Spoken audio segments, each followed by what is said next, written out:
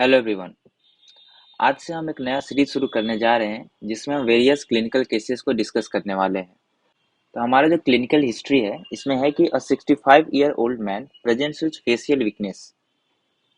तो यहाँ पे जो इम्पोर्टेंट पॉइंट्स है जब हम क्वेश्चन रीड करेंगे तो हम उसे हाईलाइट कर देंगे।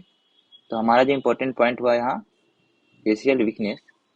He says he notice that his face appeared to be twisted when he looked in the mirror this morning. He is otherwise well and does not have any other complaints. He denies any facial pain or paresthesia and has no significant medical history.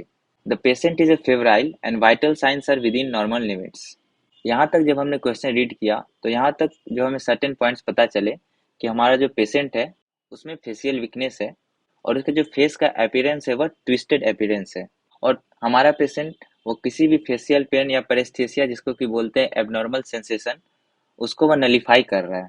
और उसके जो vital science है यानी कि respiratory rate are within the normal limits, heart rate is within the normal limit. Neurological examination reveals difficulty shutting the right eye tight and inability to bringing up the right corner of his mouth when asked to smile.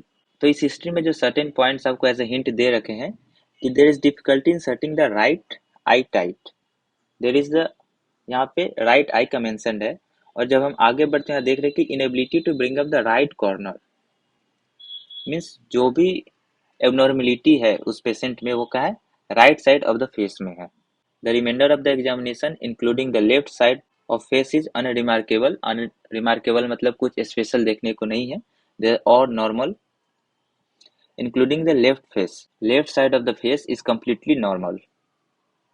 Then which of the following is most likely diagnosis in the patient? तो इस question से सबसे पहले जो clinical features हमारे सामने आया है वो है हमारा facial weakness, second twisted face, third is difficulty in setting the right eye tight, and fourth one is the inability to bring up the right corner of his face when asked to smile. और जो पांचवा जो important point है वो है कि इसका जो left side of the face है वो कम्प्लीटली नॉर्मल है। अब हम इसके ऑप्शंस को देखते हैं। जो इसमें चार ऑप्शन है, पहला हमारा idiopathic facial paralysis, second one is right hemisphere stroke, third one is left middle cerebral artery stroke and fourth one is the acoustic neuroma. यहाँ पे सारे क्लिनिकल सिम्टम पढ़ने के बाद जो मोस्ट कॉमन डायग्नोसिस होगा वो है हमारा फेशियल ड्रूप।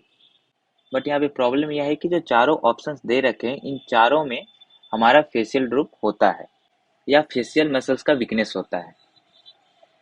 तो हम कैसे ऑप्शंस को नलीफाई करते हैं? तो इसका जो करेक्ट आंसर है वो है हमारा इडियोपैथिक फेशियल पैरालिसिस।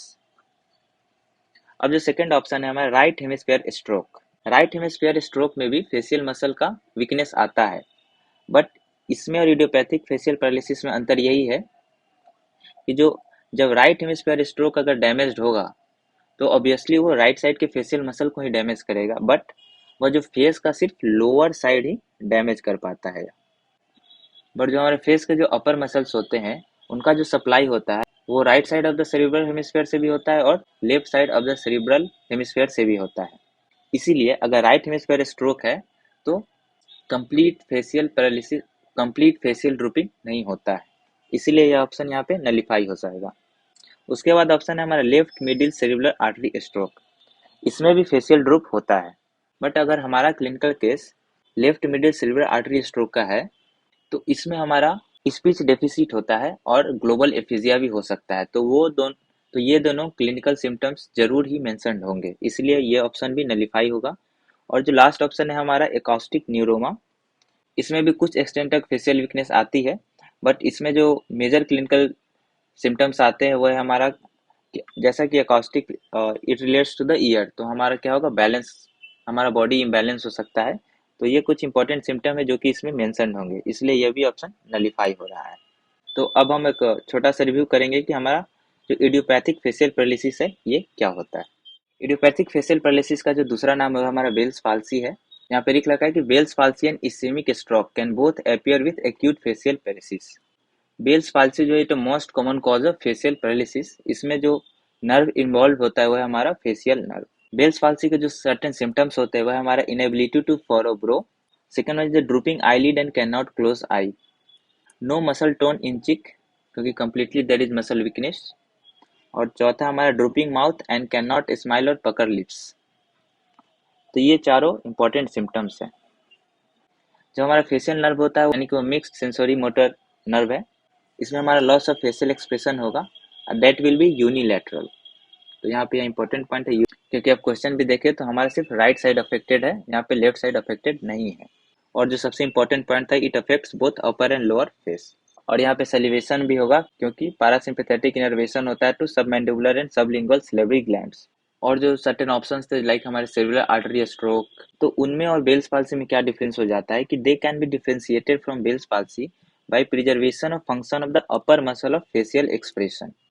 क्योंकि उनमें जो upper muscles of facial expression है वो स्पेयर्ड हो जाते हैं, मतलब वो डैमेज नहीं होते हैं, like frontalis muscle and ओरिबिकुलरिस ओकुलाई muscles. तो ये दोनों मसल क्या डैमेज नहीं हो पाते हैं। तो इसीलिए यहाँ पे लिखा है कि they are spared in severe like cerebrovascular accident due to their bi hemispheric innervation. So this is all from the clinical case of facial paralysis.